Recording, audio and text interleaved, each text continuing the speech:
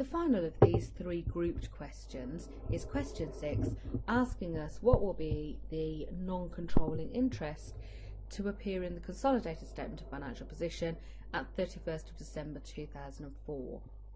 So in terms of non-controlling interest, this is working 4 from our standard workings, and starts off by saying, let's pick up the non-controlling interest that we've included in our goodwill working at the date of acquisition.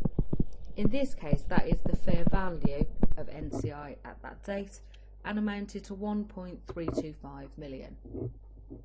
What we'll then do is take the post-acquisition retained earnings and show the non-controlling interest share of those.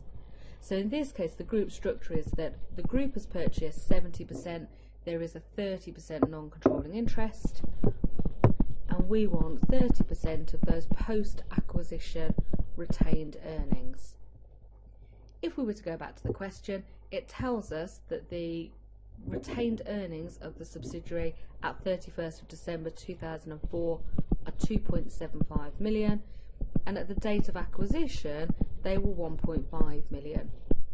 So we want to take that movement, our 30% share of it for the NCI would give us 375,000.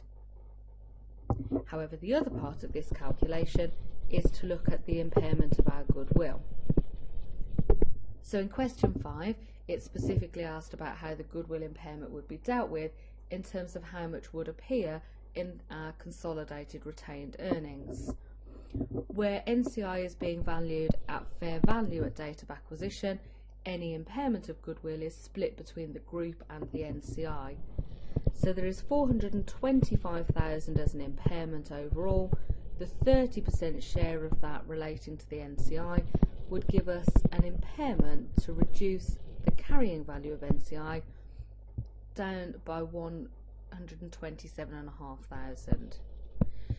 So that taking all of that into account would give us a non-controlling interest of 1.5725 million, this answer here.